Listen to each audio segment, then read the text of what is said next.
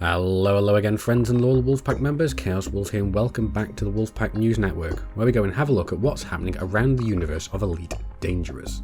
This week we're going to be taking a look at newsletter 136. And first of all, as always, we're going to be having a look at the Horizons highlights. Now, first of all, Commander Johnston posted this beautiful picture of him and fellow commanders relaxing after a hard day of mining in the Jax community goal. I've got to say, I do love the fact that you're using a Python. Next, the Bunny Hop Grand Prix took place last week as part of the Jaunt to Jax event. Commander Petrov posted this image of him and just a few entrants. Moving on, something a little bit more towards the unusual side of the spectrum. Whilst exploring, Commander Belial found a crashed ship on a planetary surface. The message he received was unusual. The message reads, "Oh my gods, it can't be. These things are a myth." That noise. So, it seems to me to be more evidence pointing towards the inevitable reveal of alien species in the game. Whether it be the Thargoids or whether it be another of the alien species that Frontier has hinted at. Moving on, the Jaunt to Jax expedition took place last week, with hundreds of commanders gathering together to take part in the community goal to repair the wandering station. And just looking at this veritable fleet of ships, you can see that this has stirred up quite a lot of community involvement. Another picture by Commander Zinde took in his Imperial Eagle on the planet's surface in order to test out its new top speed. He reached an amazing 850 meters per second, which is one of, if not the highest speeds I've seen in Imperial Eagle to date. Personally, I only managed to get to 825 meters per second, so obviously I was doing something wrong. The Galactic Intern joined Canon this week to help them continue their research efforts with the Unknown Probe and the Unknown Artifact. You can see the scientific experiments they conducted on the VOD. So if I remember, as always, I will put the link in the video description. If not, you can have a look at the newsletter and find the link there for yourself. The next episode of Educating Ed is going to be taking place with the Candy Crew Guild.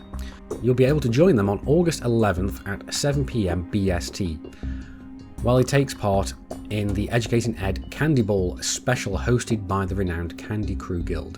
They will test his limits as they subject him to their racing shenanigans in SRVs around a course they have chosen.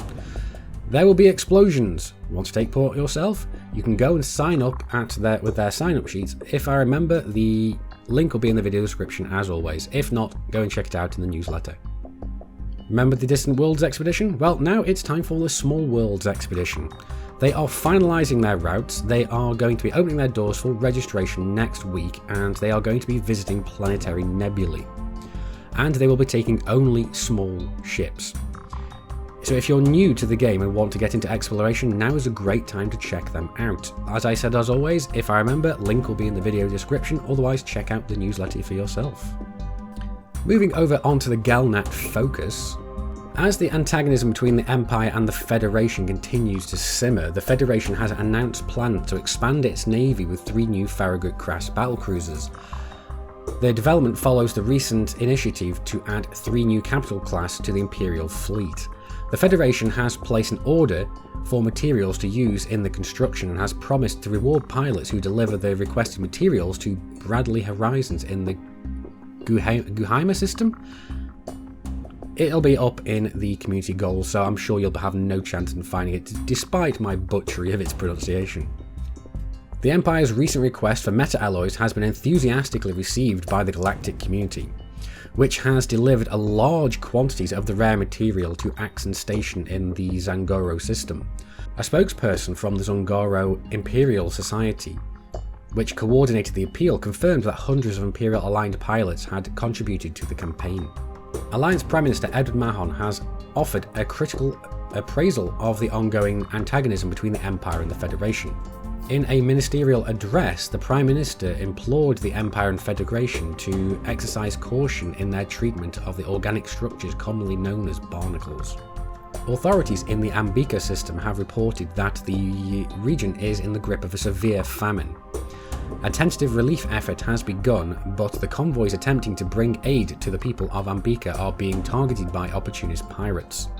The Union Party of Ambika has therefore launched a two-pronged initiative focused on bringing relief to the people of Ambika and neutralising the agitators operating in the system.